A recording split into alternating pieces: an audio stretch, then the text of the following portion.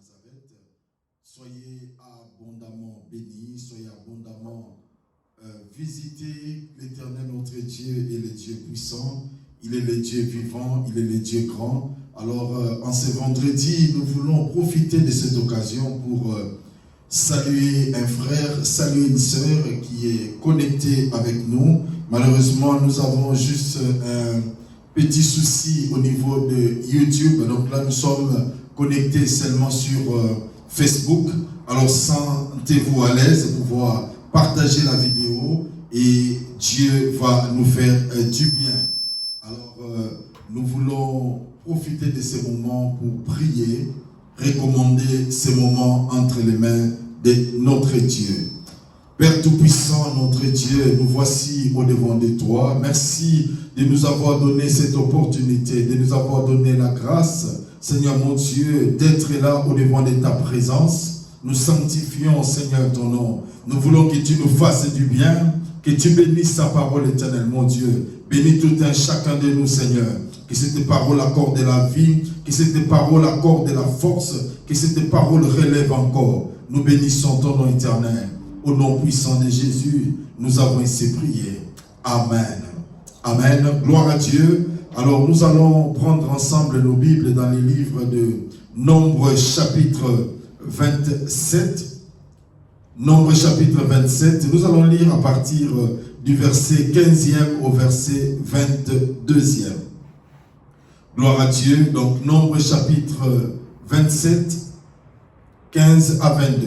La Bible dit, Moïse parla à l'Éternel et dit, que l'Éternel, le Dieu des esprits de toute chair, établit sur l'assemblée un homme qui sorte devant eux et qui entre devant eux, qui les fasse sortir et qui les fasse entrer, afin que l'assemblée de l'Éternel ne soit pas comme des brebis qui n'ont point de berger.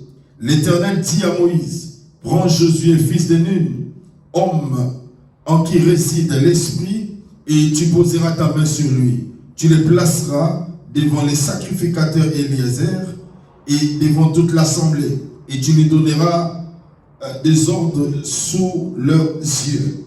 Tu le rendras participant de ta dignité, afin que toute l'assemblée des enfants d'Israël l'écoute. Il se présentera devant les sacrificateurs Éléazar, qui consultera pour lui le jugement de l'Urim devant l'Éternel. Et Josué, tous les enfants d'Israël avec lui et toute l'assemblée sortiront sur l'ordre d'Éléazar et entreront sur son ordre.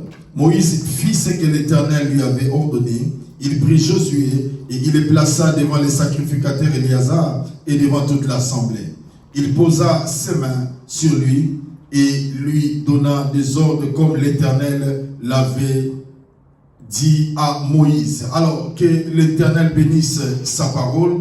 Nous sommes en train, depuis 3 séances, parler sur la vie de l'Église. Frères et sœurs, l'Église a une part importante dans notre vie.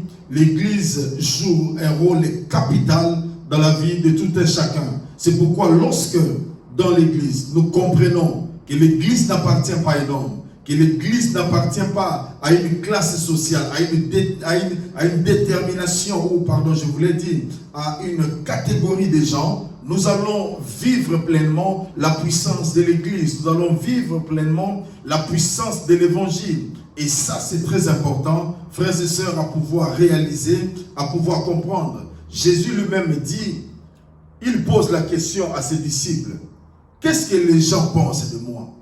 Il y a des uns qui disent tu es Élie, d'autres disent que tu es Jean-Baptiste. Mais Jésus, après avoir écouté cela, il leur pose la question de savoir, et vous, que dites-vous que je suis? Quelle est la révélation que vous avez sur ma personne? Alors Pierre prendra la parole et dira, tu es le Fils du Dieu vivant. Alors sur cette révélation, Jésus-Christ viendra pour dire, tu es Pétra, et sur ce Pétros, je bâtirai mon église. Tu es Pierre, et sur ce roc, je bâtirai mon église. Et les portes de séjour de mort ne prévaudront point contre elle. Et l'église est bâtie sur ces fondements. L'église est bâtie sur cette vérité biblique que peu importe les situations, les portes de séjour de mort ne prévaudront point contre elles. Alors lorsque nous avons en nous cette pensée, lorsque nous avons en nous cette compréhension de la parole de Dieu, nous allons vivre la différence, nous allons vivre la puissance de l'Église. Alors, nous avons aussi, la dernière fois, expliqué que Église vient de deux mots, hébreu et grec. Et nous sommes en train d'exploiter le mot grec, hébreu, qui veut dire simplement karal. Et nous avons parlé de 3 points par rapport à karal. Et nous avons dit premièrement que lorsqu'on parle de karal, c'est la préfiguration des enfants d'Israël qui sortaient de la captivité égyptienne pour aller dans la terre promise. Et c'est l'image aussi, l'Église doit être composée des hommes et des femmes qui ont pris la décision de quitter le monde. De quitter le monde et d'entrer dans le royaume de Dieu. C'est pourquoi, lorsque quelqu'un vient dans l'église, tu ne peux pas amener le monde avec toi. Lorsque quelqu'un vient à l'église, tu ne peux pas te comporter comme étant dans le monde. Je vous ai donné un exemple.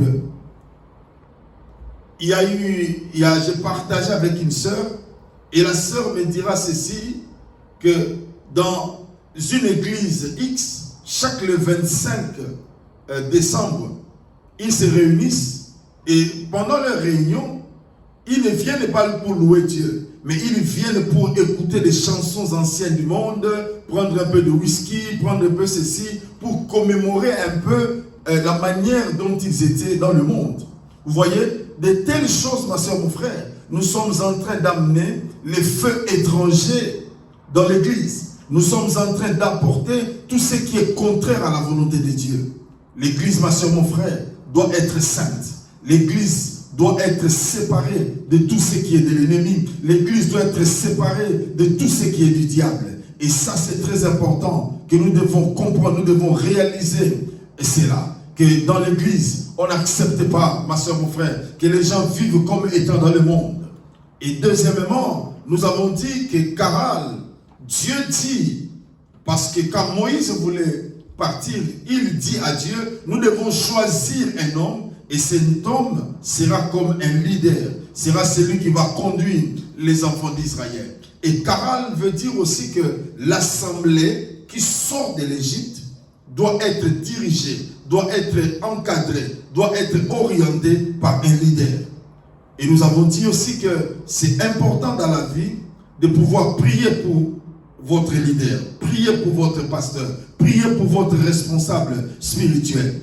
Parce qu'il y a tellement de choses qui se passent. Ce sont des hommes qui sont aussi exposés.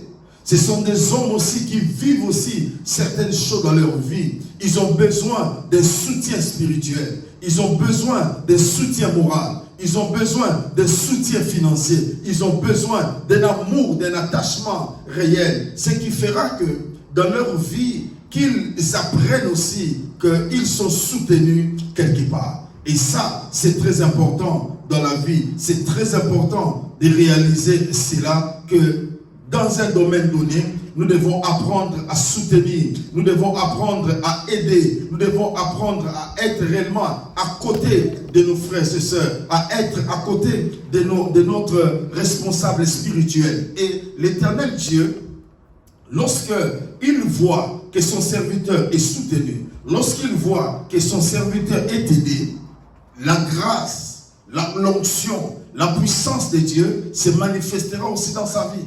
Bien aimé, il y a certaines choses, il y a certaines réalisations, la puissance de Dieu se manifeste dans la vie de certains leaders simplement parce qu'ils trouvent aussi un soutien, ils trouvent aussi un attachement, ils trouvent aussi la participation du peuple de Dieu. C'est pourquoi c'est important, lorsque nous parlons de Karal, qui veut dire simplement que lorsque nous sortons, nous devons aussi avoir un leader, parce que Dieu est le Dieu qui est un Dieu d'ordre.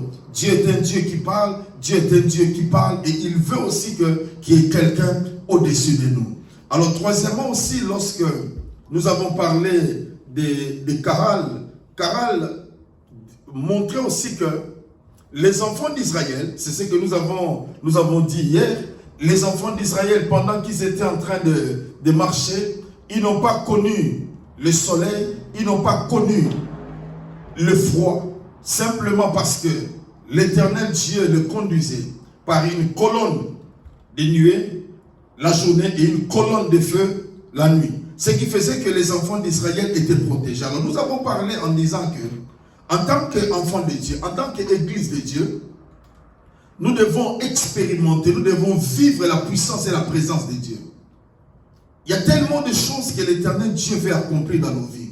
Il y a tellement de réalités que l'Éternel Dieu veut faire dans nos vies. Mais il trouve un blocage parce que nous, en tant que membres de l'Église, nous, en tant que chrétiens, on n'arrive pas à accepter, on n'arrive pas à croire, on n'arrive pas réellement de tout cœur croire à la puissance infiniment variée de l'Éternel. Parce que la puissance de Dieu, lorsqu'elle est libérée, la puissance de Dieu peut transformer des choses. La puissance de Dieu peut réellement amener de la nouveauté. Et j'ai compris un peu par ma petite expérience spirituelle que les enfants de Dieu, nous doutons beaucoup plus à la puissance de Dieu. Et il y a même de ceux qui, dans l'église, lorsque Dieu se manifeste, il y a des gens qui disent non, ce n'est pas Dieu. Il y a des gens qui disent non, c'est la puissance contraire. Il y a des gens qui disent non, peut-être que ce sont des fétiches. Quelqu'un a touché au gris pour manifester sa puissance. Alors que la Bible nous dit, dans les derniers temps, dit Dieu, je répandrai de mon esprit sur toute chair. Vos fils et vos filles prophétiseront. Alors, l'église doit vivre la présence de Dieu. Et là où il y a la présence de Dieu, la différence doit être manifeste. Là où la présence de Dieu se manifeste, bien aimé, les enfants d'Israël ne se sont pas plaints qu'il faisait chaud. Mais pourtant, d'après la nature, d'après la géographie, on comprend que dans les déserts, la journée, il y a une chaleur atroce. C'est comme aujourd'hui, ici en Angleterre, je crois, il fait au moins 27, 28 degrés. Il fait tellement chaud. Mais les déserts, c'est plus que cela. Ils arrivent même à 40, 45 degrés. Mais Dieu a veillé. Dieu veille à ce qu'il y ait une colonne de nuée pour empêcher que la chaleur transperce, que la chaleur calcine son peuple. Et la présence de Dieu est tellement importante dans notre vie que à chaque instant, nous nous confions en Dieu. À chaque instant que nous croyons à la puissance de Dieu, nous sommes capables de réaliser ce que les autres ne peuvent pas réaliser. Nous sommes capables de vivre la grandeur et la puissance de Dieu. Nous sommes capables d'expérimenter sa gloire. Alors, bien aimés, dans l'église de Dieu, nous devons croire que Dieu est capable d'accomplir de grandes choses. La présence de Dieu peut amener la guérison dans la vie des gens. La présence de Dieu peut amener la restauration dans la vie des gens. Et l'église doit vivre ces choses. L'église doit palper du doigt la gloire de l'Éternel. L'église doit expérimenter la grandeur de Dieu. Et ça, c'est très important. Alors, nous sommes en train de parler par rapport à la présence de Dieu, nous avons dit hier. Alors aujourd'hui, je voudrais qu'on puisse aussi arriver un peu au quatrième point par rapport à Caral. Quand on parle de Caral, le quatrième point, je voudrais parler pour dire que les enfants d'Israël, quand ils sont sortis, ils ne sont pas sortis individuellement, mais ils sont sortis en groupe. Alors lorsqu'on parle de Caral, cela suppose qu'il y a un ensemble de gens qui marchent ensemble pour un objectif. Et c'est pourquoi les enfants d'Israël sont sortis de Canaan, de l'Égypte, pour aller à Canaan. Ils avaient une direction. Ils avaient une place. Ils avaient une orientation là où ils étaient en train de partir. Et ça, c'est très important de comprendre, bien aimé. Dans l'église, bien aimé dans le Seigneur, nous n'avons pas besoin des gens qui vivent en solo. Des gens qui vivent seuls. Les gens qui ne veulent pas s'associer à d'autres. Il y a des gens qui viennent, qui se disent, non, moi quand je viens à l'église, je ne veux pas m'engager. Je ne veux pas prendre une responsabilité. Je ne veux pas ceci. Non, parce que je veux vivre un peu à l'aise. Parce que j'ai peur des responsabilités. Lorsque nous essayons un peu de réaliser, de voir aussi dans la vie. Nous avons nos maisons là où on habite. Personne dans sa maison a peur de manger. Personne au niveau de sa maison n'a peur de balayer sa maison ou d'entretenir sa maison. Pourquoi? Parce que c'est sa maison. lorsque le peuple de Dieu arrive à comprendre que l'Église nous appartient, l'Église n'appartient pas à un pasteur, l'Église n'appartient pas à un homme, mais l'Église nous appartient, il y aura maintenant la différence. Et la différence, c'est que tout le monde participera. Et tout le monde participera. Et en ce moment-là, bien aimé, nous nous sentirons beaucoup plus responsables. Chacun de nous se dira à lui-même que ce que je suis en train de faire, je suis responsable. Ce que je suis en train de faire, je suis responsable. Et ça, c'est très important, ma soeur, mon frère, pouvoir comprendre cela. On comprend cette réalité. Que tu ne peux pas être seul à l'église. Tu ne peux pas marcher, tu ne peux pas être solitaire dans l'église. Tu dois faire partie de l'église. Tu dois réellement, ma soeur, mon frère, te dire, que dois-je faire pour que l'église avance? Et en étant l'église, tu dois travailler en communauté. Bien aimé, les Belges disent quelque chose. L'union fait la force. Cela veut dire que lorsqu'on est ensemble, on est capable d'entreprendre de grandes choses. Et dans l'esprit de Caral, c'est que nous sommes sortis du monde et nous venons dans le Seigneur pour être ensemble, pour marcher ensemble, pour partager ensemble. C'est pourquoi dans le livre des Actes des Apôtres, vous allez voir que les premiers disciples, ils avaient tout en commun. Ils avaient mis tout en commun. Il y avait des gens qui allaient vendre leur maison et amener au pied des apôtres. Ils partageaient la fraction du pain. C'est ce qui faisait leur force, parce qu'ils étaient tous unis. Mais maintenant, dans les églises, ce que nous remarquons, les gens viennent avec des réticences. Parce qu'il a subi certaines choses. Il était dans une église X, dans une église Y. Il a vu de telles choses. Et il s'est dit en lui-même, en venant maintenant, je dois être beaucoup plus réservé. Je dois un peu observer avant de faire quoi que ce soit. Bien aimé, ça peut être aussi l'astuce du diable pour te bloquer. Ça peut être aussi l'astuce du diable pour t'empêcher d'aller de l'avant, de bien servir Dieu. C'est pourquoi nous devons faire très attention. Ne sois pas seul. Même vous allez voir, vous allez remarquer que j'ai suivi un peu un documentaire sur les lions. Les lions, lorsqu'ils sont là, ils marchent en communauté.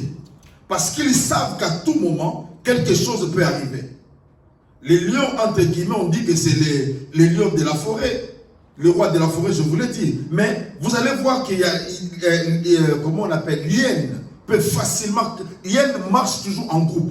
Et lorsqu'un lion est seul, ils peuvent l'attaquer, ils peuvent aussi le tuer. Mais lorsqu'ils sont en groupe, les hyènes ne peuvent pas approcher. C'est pourquoi lorsque tu marches seul, tu peux être des cibles du diable. Tu peux être des cibles du monde des ténèbres pour pouvoir t'attaquer, pour empêcher que tu vives la main de Dieu. C'est pourquoi quand on parle de Caral, cela veut dire, ma soeur, mon frère, que nous devons quitter. Nous avons quitté le monde pour venir nous retrouver ensemble. Alléluia. Nous avons quitté le monde pour venir et travailler pour les meilleurs. Aider l'église à aller de l'avant. Un chrétien ne peut jamais être passif. Un chrétien ne peut pas être là, dit, je suis en train de voir, avancer un peu, moi je viendrai après. Non, un chrétien ne peut pas faire ça. Parce que c'est dans ta maison. Je donne encore une illustration par rapport à ta maison. Tu viens, tu trouves, il y a des papiers sur la terre, il y a des choses, il y a la saleté. Tu te dis, bon, j'attends, lorsque quelqu'un d'autre viendra, la personne viendra m'aider à balayer. Viendra bien, mais tu ne sais pas quand cette personne viendra, avec quelle intention. Elle peut t'aider, mais en se moquant de toi, en disant sa maison est sale. Et tu te retrouves, un jour tu sors, tu trouves que des gens en train de parler, non, sa maison est sale. Ça te pose la question, mais comment les gens ont su cela? Et pourtant, il y avait quelqu'un qui était venu. Mais comme toi, tu ne voulais pas le faire, tu ne voulais pas le faire seul, tu as laissé le temps à quelqu'un d'autre. Alors, quand tu es dans l'église, sois participant dans l'église. N'observe pas seulement les autres. Ne regarde pas seulement les autres en disant, bon, tant mieux, tant pis pour eux, s'ils avancent, c'est bon, s'ils n'avancent pas, c'est bon. Non, c'est la maison de notre papa. Nous avons un seul CEO qui est Jésus. Alors, lorsque tu es à l'église, ma soeur, mon frère, travaille. Ne sois pas seul. Ne regarde pas les autres faire. N'attends pas. Parce que tu ne sais pas l'intelligence, la sagesse que Dieu t'a accordée, c'était pour accomplir quelque chose. C'était pour faire avancer quelque chose. Chacun de nous, ma soeur, mon frère, a reçu quelque chose de la part de Dieu. soit l'intelligence, soit la sagesse, soit le sens d'organisation, soit les finances, soit. Alors lorsque tu te mets ensemble, tu comprends, ma soeur, mon frère, l'église du Seigneur ira de l'avant. Pourquoi on critique en disant que le christianisme fait partie de la religion, de la religion la plus pauvre? Parce que les gens qui sont dans nos églises, ce sont des gens qui viennent, qui se disent, si je fais ceci, je vais enrichir les pasteurs. Si je fais ceci, ça serait pour la gloire d'un homme. Mais ils oublient que les autres aussi sont en train d'observer. Je me rappelle toujours de cette histoire. On louait une salle quelque part. Et le owner, comme on peut dire, le propriétaire de la salle, un jour m'a appelé pour me dire, mais Samuel, est-ce que ça va? J'ai dit, oui, ça va. On va parler ensemble. Il me dit, mais comment fais-tu pour vivre? J'ai dit, non, moi je travaille. Il dit, mais comment toi tu es il m'a comparé au gourou. Comment toi tu peux travailler, mais quand est-ce que tu auras le temps de recevoir des révélations? Il n'a même pas parlé des révélations. Il me disait, quand est-ce que tu auras le temps d'avoir le souffle? J'ai dit, comment tu dis le souffle? Il dit, bon, je vais t'expliquer. Notre gourou ne travaille pas. Tout ce que nous faisons, nous apportons tout ce qui est besoin. Ses besoins financiers, matériels, tout. Lui, il va pour recevoir les souffles. Cela veut dire l'inspiration pour venir nous donner. Et je me suis dit, cet homme, les gens même du monde, ils comprennent certaines réalités que nous, chrétiens, nous ne comprenons pas. Les chrétiens facilement peuvent tomber dans les pièges pour dire, mais non, comment on peut, quand un pasteur travaille, ah vraiment, c'est bien, en tout cas, notre pasteur travaille. Quand l'autre pasteur ne travaille pas, mais oui, lui ne travaille pas. Il ne fait que vivre des offrandes, des dîmes, tout ça. Il nous embête avec l'argent. Mais c'est que nous ne savons pas. Chacun de nous, Dieu a appelé d'une manière ou d'une autre. Tu ne peux pas te comparer à l'autre. Tu ne peux pas obliger ton pasteur à être comme un autre pasteur. L'autre Dieu l'a appelé à temps plein, l'autre Dieu l'a appelé à temps partiel. Et là, nous devons comprendre que ce que tu dois faire dans l'église, fais-le. L'église est composée des hommes et des femmes qui sont unis, des hommes et des femmes qui sont ensemble. Et ça, c'est très important. Un jour, les hommes se sont réunis. Ils ont dit ceci: nous allons bâtir une tour pour aller atteindre l'Éternel. Et là, ils commençaient à construire. Ils sont arrivés à un certain niveau, à un certain point, que Dieu s'est dit à lui-même, si je laisse ces gens continuer, ils vont m'atteindre. Alors je me pose la question de savoir, comment des hommes pouvaient atteindre Dieu? Alors que Dieu est esprit, alors que Dieu est assis sur son trône. En d'autres termes, le Seigneur voulait simplement dire, Dieu voulait dire, si ces gens sont unis, ils peuvent arriver à atteindre un objectif. Alors ce que je dois faire, Dieu ne les a pas tués. Ce que Dieu a fait, il a changé maintenant de langage. Il n'y avait plus compréhension entre eux. Il y avait l'autre qui parlait chinois, il y avait l'autre qui parlait anglais, il y avait l'autre qui parlait français, je ne sais pas. Alors, ils ne se comprenaient pas, ils se sont séparés. Et là, la tour s'est arrêtée. C'est pour dire, ma soeur, mon frère, lorsque nous nous mettons ensemble, lorsque nous nous mettons ensemble, anciens, lorsque nous nous mettons ensemble pour travailler, il y a des choses qui peuvent arriver. Et c'est lorsque nous nous mettons ensemble pour travailler, il y a quelque chose qui arrive. Et le diable le laissait, il met cette division entre nous. Dans une église, on ne peut pas parler plusieurs langages, mais on doit parler qu'un seul langage. Le langage du leader qui conduit, qui veut à ce que nous puissions accomplir quelque chose pour Dieu. Alors je voudrais inviter quelqu'un dans cette optique de chorale, de marcher ensemble. Toi qui voulais te retirer, toi qui travaillais, et tu te dis en toi-même, non, je ne veux plus travailler, j'ai assez travaillé, je suis fatigué. J'observe, tu ne fais pas bien. La Bible dit, celui qui se retire cherche sa propre gloire. Et je sais une chose, que tu ne cherches pas ta propre gloire. Tu veux que l'œuvre de l'Éternel avance. Tu veux que l'œuvre de Dieu avance. Alors lève-toi, oublie un peu le passé, oublie le mal, oublie ce qu'on t'a fait, oublie que tu étais engagé parce qu'il y a des comportements des hommes qui t'ont fatigué. Les dires des gens t'ont fatigué et tu as pris la résolution de dire en toi-même, moi c'est fini, je ne pourrai plus travailler pour Dieu. Je viens seulement comme un frère simple. Bien aimé, dans l'église, il n'y a jamais eu un frère simple. Jésus-Christ, quand il a sauvé, il n'a pas dit, allez faire de toutes les nations des frères simples ou de sœurs simples. Mais il a dit, allez faire de toutes les nations mes disciples. Un disciple, c'est qui? Un disciple, c'est quelqu'un qui suit les instructions. Alors quand tu suis les instructions, tu ne peux pas être simple. Parce que tu as déjà la matière, tu as déjà l'information. Je donne toujours l'exemple des gens des services de sécurité. Des gens qui travaillent dans les KGB, CIA ou bien MI6 ou MI5. Ces gens-là, ce sont des hommes et des femmes qui sont normaux. Mais la seule différence, c'est que dans leur vie, ils ont des informations stratégiques. Alors c'est ce qui fait que, par rapport à ces informations, ils sont enviés.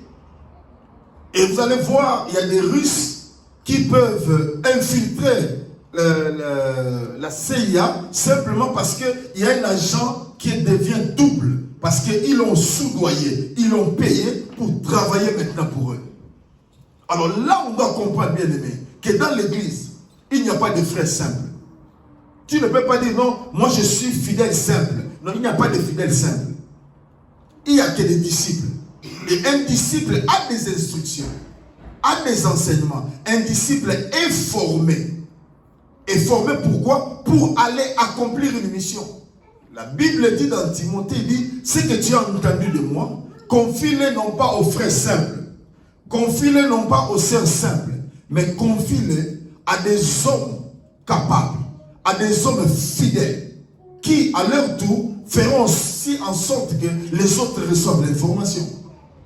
Alors ça c'est très important, bien aimé dans le Seigneur, de comprendre et de réaliser cela que nous sommes membres de l'Église. Nous devons marcher en communauté. Nous devons marcher ensemble. Nous devons penser ensemble. Bien aimé, c'est vrai, il peut y avoir des divergences parce que si nous pensons comme tout le monde, on devient tout le monde. C'est pourquoi il peut y avoir des divergences par rapport aux pensées. Il peut y avoir des divergences par rapport aux dires. Mais ce qui reste ferme, ce qui reste important, c'est que nous avons un objectif commun. Parlons un peu de ces objectifs communs de l'Église. L'Église a reçu une mission. La mission de l'Église, c'est d'aller, de former les disciples. Et ces disciples-là, qui reçoivent l'information, doivent aller aussi gagner d'autres disciples, les former, les préparer, parce que bientôt, il y aura l'enlèvement de l'Église. Le Seigneur reviendra pour chercher son épouse. Il viendra pour récupérer. Alors, qui doivent faire partie de ces gens-là? Ce sont des gens qui ont été enseignés, des gens qui ont été formés, les gens qui ont compris la nécessité, l'importance de l'évangile. Et c'est dans ces moments-là que le Seigneur viendra. L'Église doit manifester la puissance infiniment variée de l'Éternel. L'Église ne doit pas, d'une manière simple, être infiltrée.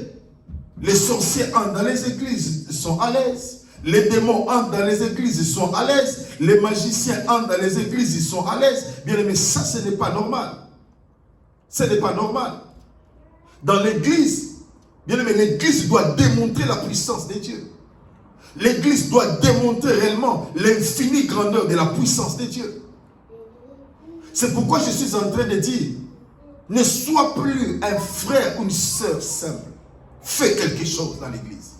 Participe dans l'église. Participe à l'avancement. Quand je parle de l'église, je parle de l'église dans deux dimensions. La dimension locale et la dimension universelle. Cela veut dire qu'il y a des choses que tu peux accomplir au niveau de ton église locale, mais aussi des choses que tu dois accomplir au niveau de l'église corps du Christ. Je donne un exemple. Tu habites l'Angleterre.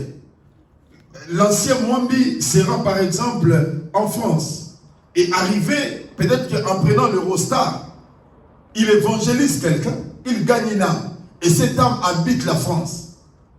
Il ne va pas lui dire, écoute, ma soeur ou mon frère, tu dois quitter la France et venir t'installer à Birmingham. Non, ce qu'il va faire, c'est quoi? Après avoir présenté l'évangile, il va maintenant l'orienter. Il y a une église quelque part.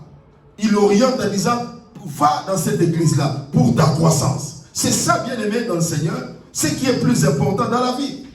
Ce n'est pas seulement de travailler par rapport à l'église locale, mais nous travaillons aussi par rapport à l'église universelle.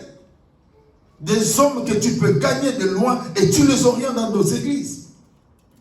Et cela fera en sorte que nous puissions être unis dans l'église. Que nous puissions être, bien aimés, marcher de commun accord. Et c'est pourquoi Caral est tellement important.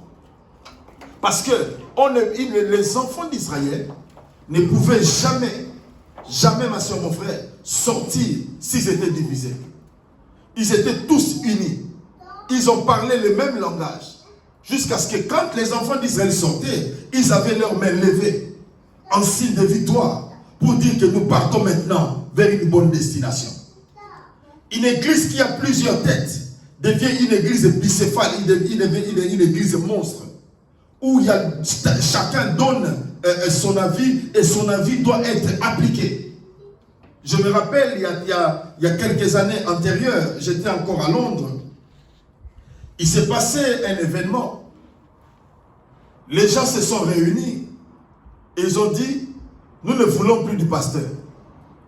Quand le pasteur va arriver, il y avait un frère dans l'église qui a fait les arts martiaux. On lui dit, toi tu vas rester à la porte. Quand ce pasteur-là va venir, toi tu vas menacer. Et le pasteur est venu, pour entrer. Et le frère là s'est levé pour dire, à partir d'aujourd'hui, nous avons décidé que tu n'es plus pasteur ici. Si tu entres, si on va te frapper. Le pasteur, avec son épouse, ses enfants, ils sont partis. Mais l'église là, elle n'a pas duré longtemps. Il y a eu des ordres dessus des autres jusqu'à ce que l'église avait fermé. Pourquoi? Pour dire que, bien aimé, nous pouvons avoir des talents, nous pouvons avoir des capacités, nous pouvons avoir mais cela ne nous dote pas ce leadership de conduire. Cela ne nous dote pas ce leadership d'encadrer. Tu peux être écouté parce qu'il y a l'onction de quelqu'un qui est au-dessus de toi qui te donne cette opportunité. Mais lorsque tu te présentes seul, les choses deviennent difficiles. Parce qu'il y a des combats à chaque niveau de la vie. Il y a des combats au niveau du ministère. Il y a un combat au niveau de l'appel. Il y a un combat au niveau de la confirmation. Il y a un combat au niveau de la maîtrise. Il y a tellement de choses. C'est la raison pour laquelle nous avons besoin, bien aimés dans le Seigneur, d'être unis, d'être ensemble, de marcher. Il y a des choses que moi, personnellement, je ne pourrais pas faire. Et Daniel peut le faire. Imaginez que j'étais seul. Je ne pouvais pas bien filmer. Il y a des choses que l'ancien Mwambi peut faire, que moi je ne peux pas faire. Et ce que nous faisons, c'est quoi? C'est la complémentarité. Nous arrivons à nous mettre ensemble pour avancer. Frères et sœurs, je voudrais t'encourager pour te dire de ne pas abandonner, de ne pas relâcher, de ne pas retourner, de ne pas regarder en arrière. Reste fidèle, attaché à Dieu. Reste attaché à Dieu. Sois ensemble, marchons ensemble, parlons le même langage. Quand bien même c'est difficile, mais nous sommes capables de transcender. Dans la société, dans la vie, bien aimés, nous tous, nous n'avons pas le même comportement. Il y a des gens qui sont facilement irritables. Il y a des gens qui sont facilement posés. Il y a d'autres, bien aimés, nous avons chacun de nous a ce qu'on appelle un tempérament. Alors, même si tu reçois le Seigneur Jésus, il y a certaines choses qui resteront toujours en nous. Je vous donne l'exemple de Moïse. Moïse, suite à la colère, il avait tué un Égyptien. Et cela a engendré la fuite de Moïse. Mais vous allez voir aussi que lorsqu'ils sont arrivés dans le désert, malgré qu'il marche avec Dieu, Dieu lui dit, pourquoi il y a de tels cris? Pourquoi il y a de telles choses? Il dit non, mais ce sont les enfants d'Israël qui ont besoin de l'eau. Dieu lui dit, tu prendras ton bâton, tu frapperas sur le rocher et le rocher fera jaillir de l'eau. Moïse, étant toujours animé de cette colère, Moïse prend son bâton, il frappe deux fois, disant, peut-il sortir de ce rocher de l'eau? Vous voyez? Bien, mais il y a toujours la nature de l'homme qui ressurgit quelque part. Mais cela n'empêcherait pas à l'homme de pouvoir avancer dans sa vie. Si tu as besoin d'aide, il faut s'ouvrir. J'ai besoin d'aide. Dans la vie, nous marchons dans la complémentarité. Il n'y a aucune personne sur la terre qui est parfaite. Nous tous, nous essayons, bien aimés dans le Seigneur, à marcher comment? Par le conseil d'autres personnes. Ils te disent, écoute, ce que tu fais n'est pas bon. Tu vois, tu peux faire ceci, tu peux faire mieux. Tu peux faire mieux. Et lorsqu'on comprend cela, on s'ouvre, on se laisse entre les mains de Dieu. Dieu maintenant va nous aider. Parce qu'on apprend à écouter les autres afin de marcher ensemble. Lorsqu'on parle de chorale, bien-aimés, nous devons être unis. L'église, ma soeur, mon frère, des actes des apôtres, avait cette puissance parce qu'ils ont compris la force de l'unité. Ils ont compris la force de marcher ensemble. Ils ont compris la force de mettre tout ensemble. Ils ont compris qu'ils travaillaient parce qu'ils avaient besoin de voir Dieu se manifester. Ils travaillaient parce qu'ils savaient que Dieu est capable d'accomplir encore de grandes choses. Ils travaillaient parce qu'ils savaient qu'ils avaient un intérêt commun, à savoir Jésus, à savoir gagner les âmes. Maintenant, nous sommes partagés parce que tout un chacun de nous voit un peu son intérêt égoïste. Il voit est-ce que, comme l'autre là a déjà une voiture, moi je n'ai pas de voiture. J'ai dit, bon, j'arrête tout jusqu'à ce que je vais acheter la voiture. L'autre va dire, non, l'autre a la voiture, je n'ai pas de maison. Il arrête tout jusqu'à ce que j'aurai la maison. Et quand j'aurai la maison, je vais commencer à contribuer. Mais bien aimé, tu te rappelles d'une chose, que c'est tout ce que tu as vient de Dieu. C'est Dieu qui peut tout te donner. C'est lui, ma soeur, mon frère, qui peut retirer le souffle. À ta mort, il y a d'autres personnes qui viendront pour se partager ce que toi, tu as souffert, tu as peiné pour avoir cela. Rappelle-toi de cela. Rappelle-toi de cela. Tu ne peux bien aimer dans le Seigneur. Tu peux écrire un testament. Ça serait pour ceci. Bien aimé, il y a des gens qui peuvent détruire le testament et changer des choses. Il y a même des gens pour qui on a laissé l'héritage. Ils ont été bouffés par la sorcellerie. Ils ont été bouffés par les sorciers. Et il n'y a personne qui va hériter. Et ils prennent cela. Imagine maintenant la perte que toi tu as connue en investissant, en travaillant, tu lègues ton héritage et l'autre est bouffé par des sorciers et ces gens-là qui n'ont rien fait en bénéficient. Oh, c'est pourquoi c'est important de mettre tout en commun. C'est important d'être ensemble dans l'église. Lorsque, ma soeur, mon frère, un secret aussi, pour aller un peu plus loin dans la vie de Dieu, il y a un secret. Quand quelqu'un vient te dire, Dadi, tu sais, Esther a dit ceci par rapport à toi. Esther t'a critiqué, Esther a dit ceci. Ah bon? L'erreur que moi je ferais, c'est de croire que la personne a dit la vérité et prendre une position par rapport à Esther.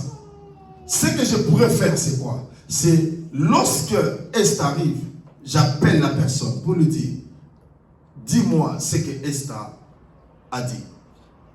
Et si c'est la vérité, la personne va confirmer en disant Esther avait dit ça, ça et ça. Et automatiquement, l'œuvre est démontrée. Mais lorsque la personne commence à dire non, moi je n'avais pas dit ça. Alors quel était l'intérêt, quel était l'objectif? Qu'est-ce qu'il poursuivait en venant dire ce qui est faux? C'est pour que tu sois divisé.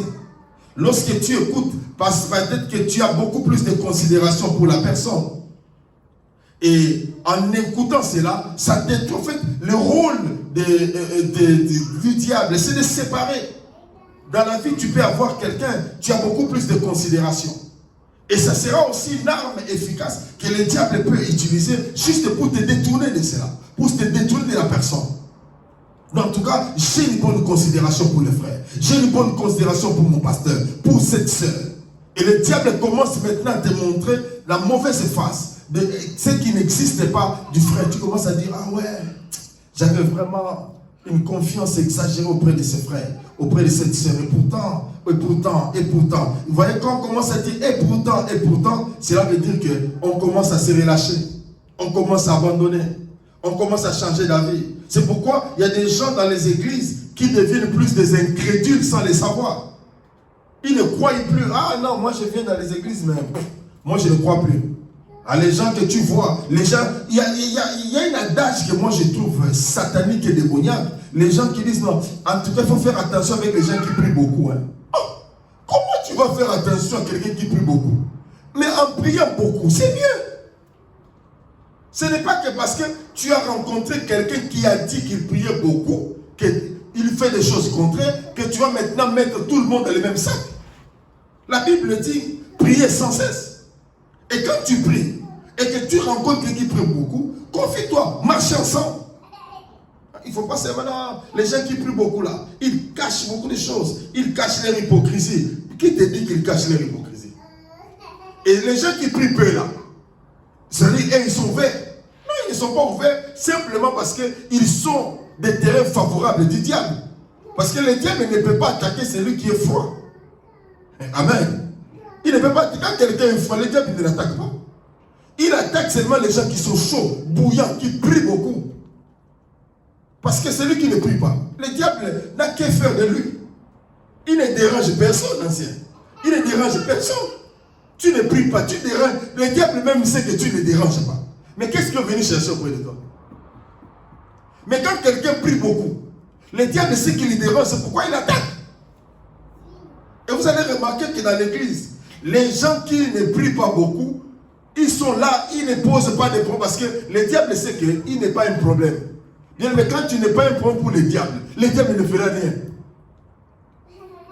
Alléluia. Quand tu n'es pas un problème pour le diable ne t'inquiétera pas. Tu te diras, tu as des combats, tu n'as pas de combat. Il n'y a pas de combat. Oh non, en tout cas, ces derniers temps, je suis combattu. Comme les gens ont toujours l'habitude de dire ancien, ces derniers temps, je suis trop combattu. Je suis trop combattu. Mais tu pries, non. Moi, en tout cas, ma manière de prier, là, 5 minutes suffit. 5 minutes suffit pour prier. Alors, qu'est-ce que tu vas dire dans tes prières? Seigneur, je te bénis. Imaginez que tu as 5 enfants. Et ton mari, vous êtes au nombre de 7. Maintenant, tu pries 5 minutes. C'est-à-dire même pas 1 minute pour chaque enfant. Et tu as aussi les membres de la famille. Vous êtes dans votre famille 20. Maintenant, les autres là, ils ne bénéficient pas de ta prière. Bien aimé, laissez les gens tranquilles, les gens qui prient, laissez-les. Laissez-les prier. Il ne faut pas bien aimé de décourager. On ils prient beaucoup, pourquoi? Il y a des gens même qui disent, non, les gens qui prient beaucoup, là, ils ont commis beaucoup de péchés. Et oui, il n'y a pas de problème. Si j'ai commis beaucoup de péchés, où est le problème? Je viens confesser, je viens prier. Toi qui n'as jamais commis de péché là, reste tranquille. Reste tranquille. Alléluia. Et ça c'est important. Dans les églises, on doit parler de ces choses. La vie de l'église est une vie communautaire, n'est pas une vie solitaire. Non, moi je prie bien à la maison. À l'église, je viens seulement pour regarder parce que quand on prie à l'église, il faut avoir les yeux ouverts parce qu'on ne sait pas ce qui peut arriver. Il y a des invocations et ceci, il faut avoir les yeux ouverts.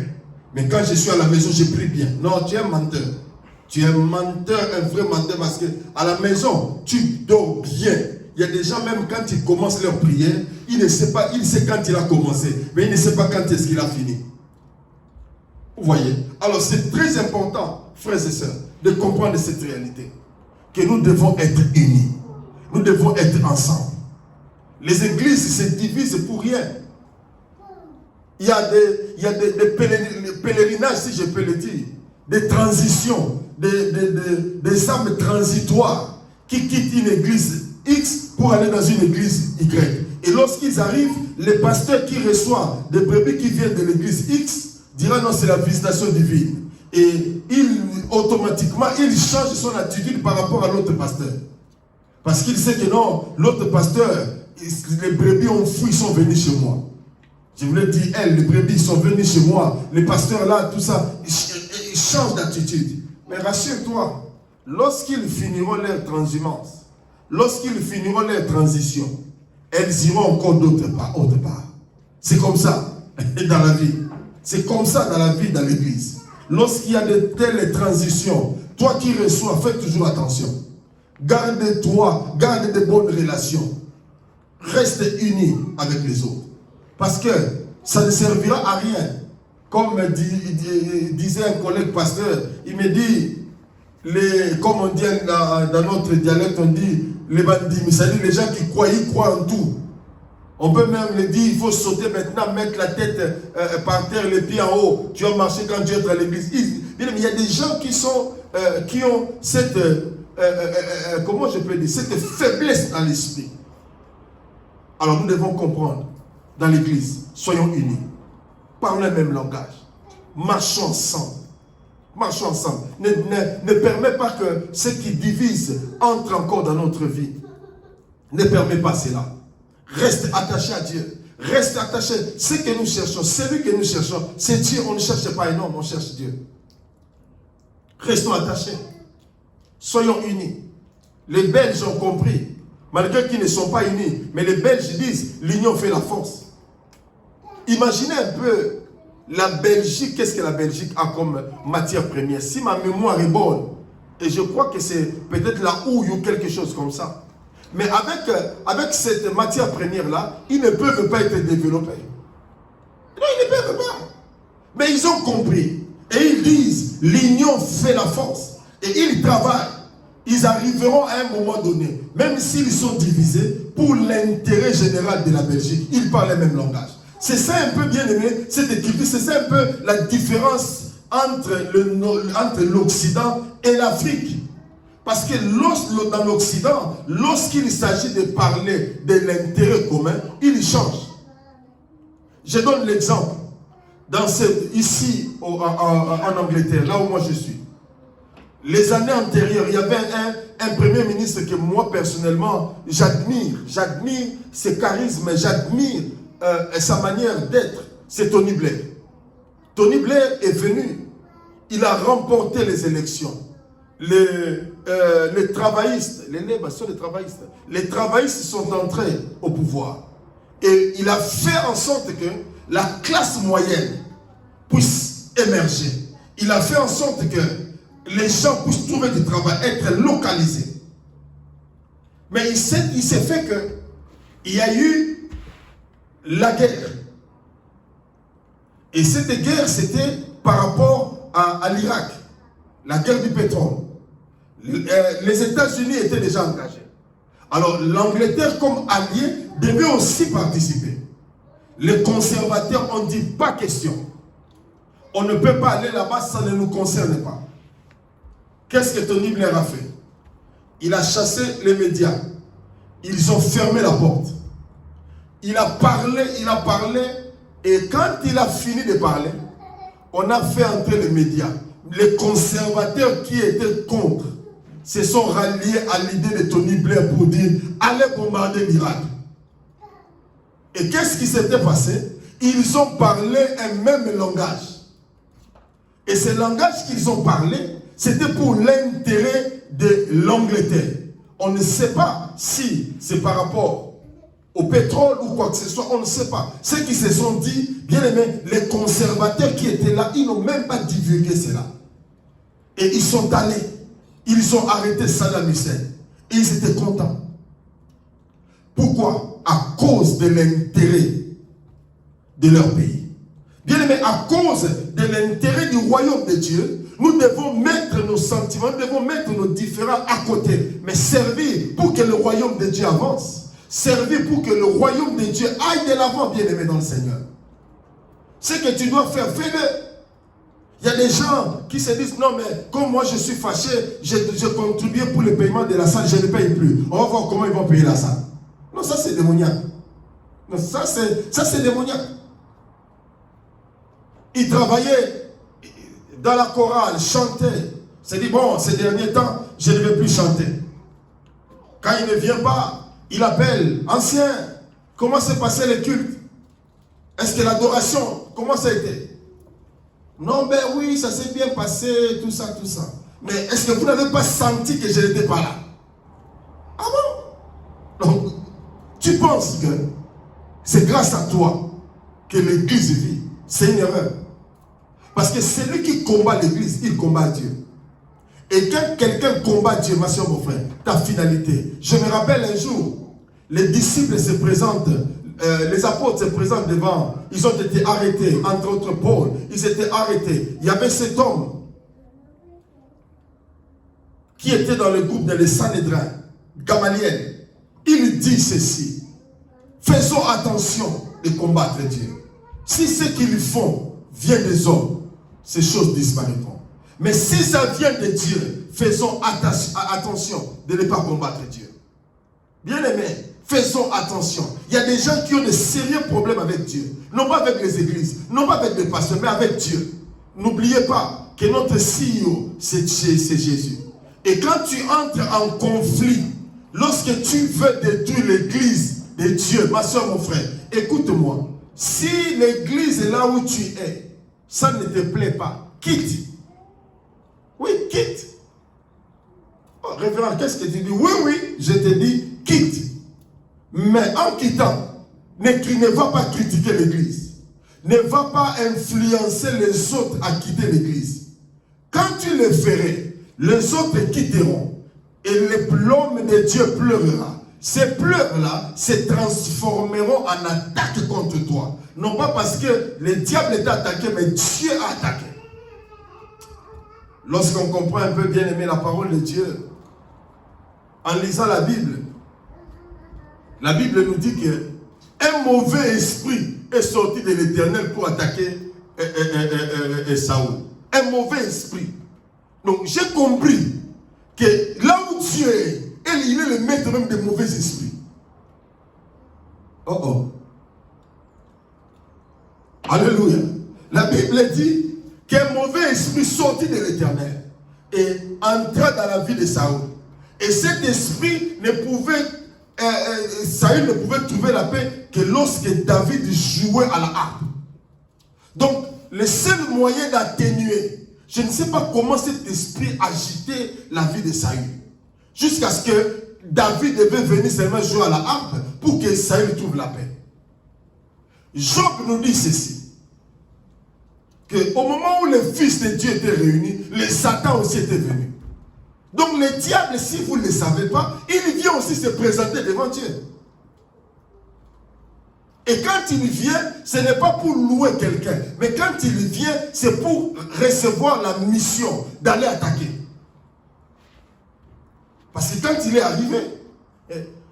arrivé, Dieu commençait à témoigner Job. As-tu vu mon serviteur Job? Il n'y a personne comme lui. Satan dit non, c'est parce que tu l'as béni. C'est pourquoi il est ce qu'il est.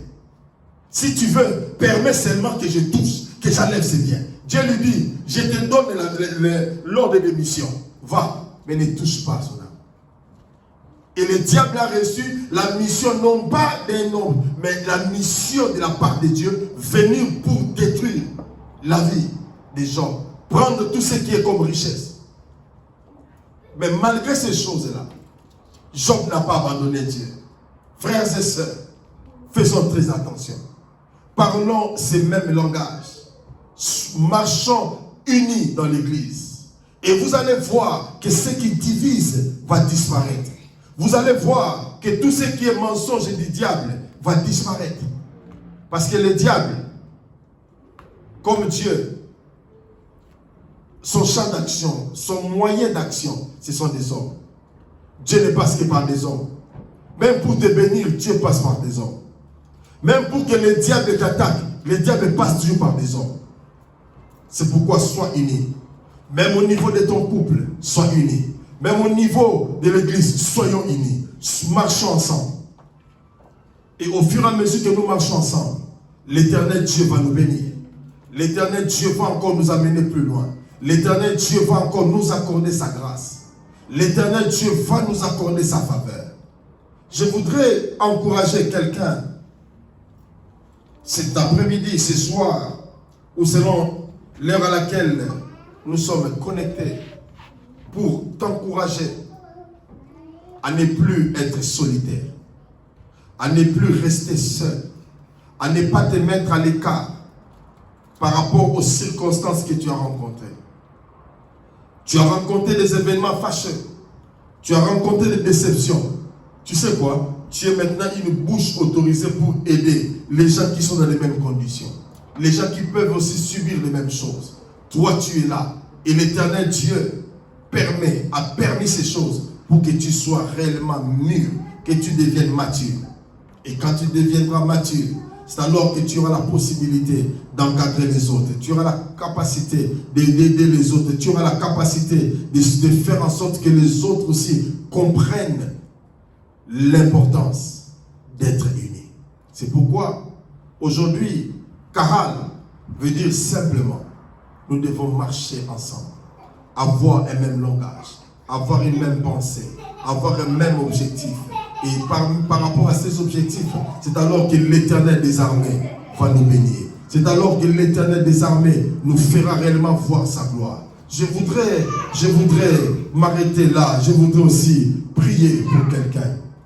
Et je voudrais prier pour une sœur, pour un frère qui croit que Dieu est le Dieu qui est bon. Dieu est le Dieu qui est fidèle. Dieu est le Dieu qui peut encore le relever. Dieu est le Dieu qui peut encore l'aider à aller encore plus loin. Dieu est le Dieu qui peut encore lui doter des capacités d'expérimenter encore la puissance de Dieu. Si tu es là, ma soeur, si tu es là, mon frère, tu étais découragé, tu as même abandonné ta marche chrétienne. Nous voulons ensemble prier. Nous voulons prier et implorer la grâce et la faveur de l'Éternel.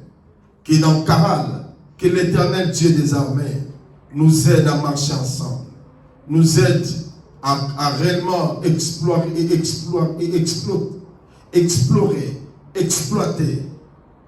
ses bontés, ses faveurs dans notre vie.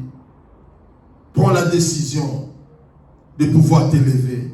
Prends la décision de ne plus reculer. Prends la décision de pouvoir encore aller plus loin, car Dieu a un plan pour notre vie. Dieu a un plan pour notre vie. Élevons ensemble nos voix et prions le Seigneur. Alléluia. Éternel mon Dieu, Papa, nous bénissons ton nom. Nous te rendons grâce, toi qui es le Dieu vivant, toi qui es le Dieu puissant.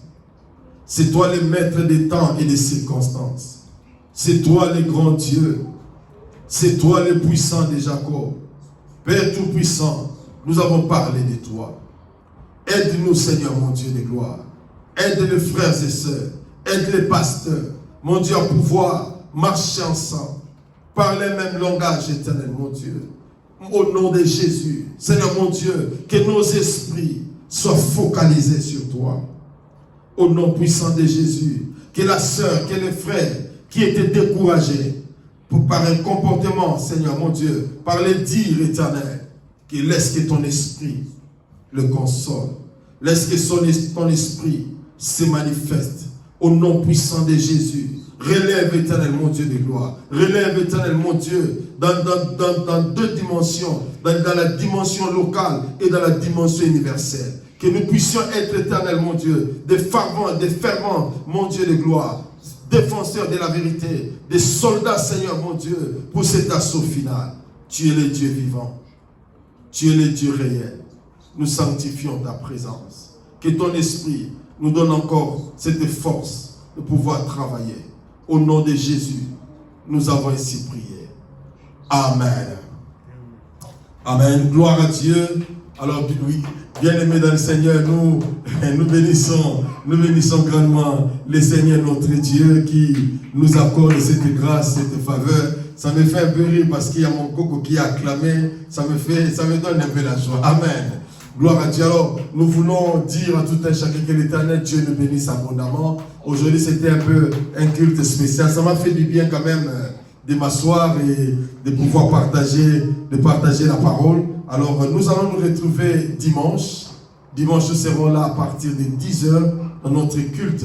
Et l'Éternel Dieu va encore se glorifier. Je voudrais encore rappeler que les 31, c'est le lancement officiel de votre livre sur l'assaut final. Et l'Éternel Dieu va nous bénir abondamment. Soyez bénis. C'était pour nous un privilège de partager la parole du Seigneur. Jésus-Christ est le même hier, aujourd'hui et éternellement. Que Dieu vous bénisse abondamment. Alors on se retrouve le dimanche. Que la paix du Seigneur soit avec vous. Et j'ai dit au revoir.